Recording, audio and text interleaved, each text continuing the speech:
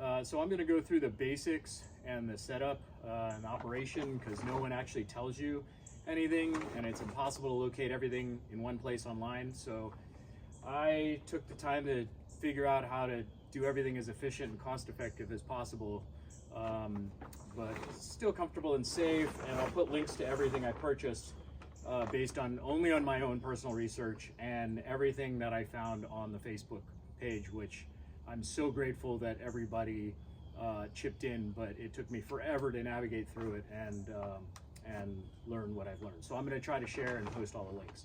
So the outer cover, this outer cover was only 50 bucks from Amazon, and originally I thought it was too big, but it's great. This cover for the Hydramate was only 20 bucks, and it's actually made for a bar table, and we cut a slit in it for the hose attachments, but you can just, and then we sewed it back up nicely, but you can just cut it and that'll be it. Pull these off. That right there saves you a ton of money from buying Softub branded stuff. The Caddy, this is the Caddy Valet cover lifter, and it's a couple inches too tall, which was a problem for us because we have an old model with this lid without the fold in it, but it does work out okay. It's a little cumbersome and heavy, but it still works out okay. Somebody turned us onto this cool bubble wrap that helps keep the heat in, and for the surround, we just like the single piece so it doesn't overdo it. The filter we have is a Softub brand filter. It's great. We use the Filter Renew or any other spray. It works out great to clean it. It just fits right on here. I was told that you don't need to have two, even though there's two intakes, you only need one, so one filter. So that works great. We like the Frog. This method's been great. You just replace these gray cartridges every 3 weeks. It gets a little expensive. If somebody wants to explain about the chemicals or a cheaper way, that'd be great. We have found that the Leisure Time brand works out really well as well. It seems to, everybody seems to like it. We use the Metal Gaunt. It's slightly cheaper than Softub brand. Okay, the Hydramate. I'm only doing this because a lot of people don't tell you when you buy a used one. This dial just turns on the jets. So you push jets, and then that's the speed, and your jets come out, and then you can turn it off this way and regulate. But off is to the right, on is to the left. And the pump, the heater, we go to 104. It doesn't go any higher on mine. It generally resets itself when the power goes out, or if you unplug it, it sets to 100, but pushing it is how this changes temperature. That's it. That's all.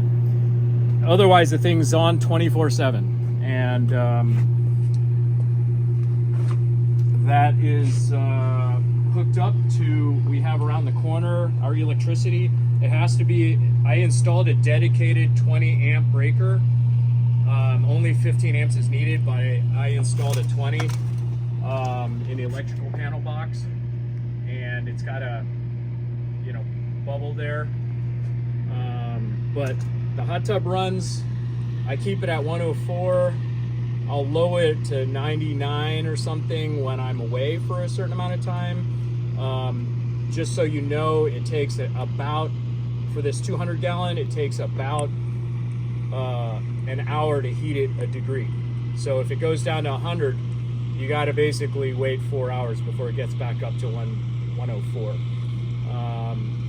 So filling the tub, I drain and refill the tub every 2 to 3 months, and this is a good hack. I refill it from the basement kitchen tap. I take out the pull nozzle and I fitted it to match a hose.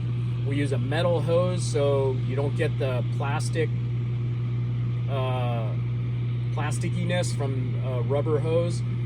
So we fill it with about 100 or 104 temperature as best as we can, and that keeps your hydromate from heating up, taking 2 days to heat up the water. And that has been a great hack. Otherwise, it takes 36, 48 hours to heat this thing from tap cold water. The base that we used, we just used simple camping foam mat pads, and that has been terrific. Trying to think of what else. Over here on the hydromate,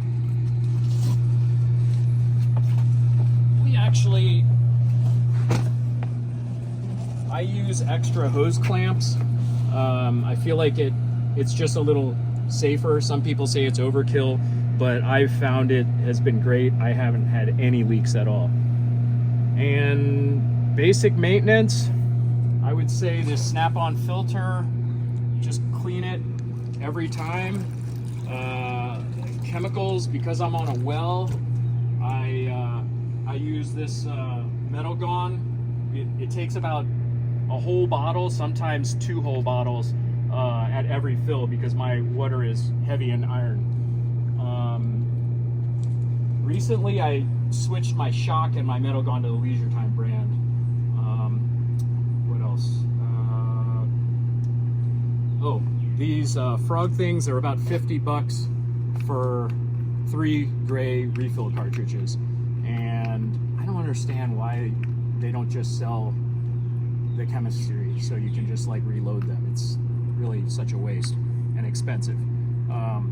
The blue cartridge lasts about 3 months, and there's always leftover bits. I took them apart. There's leftover bits inside, so you can't like take leftover bits and refill or anything like that. You just have to throw it away after 3 months. The gray one though, if there's anything left over inside your gray one, you can kind of cobble together with leftover chemistry. I think that's it. I'd love to move to a more eco-chemical style, maybe chlorine-free, but I haven't been able to figure out anything else.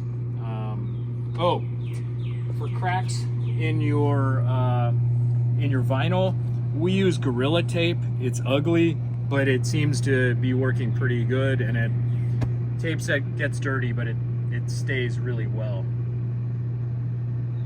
That's it. I hope this was helpful. Thanks to everybody on the Facebook page who's given me free advice.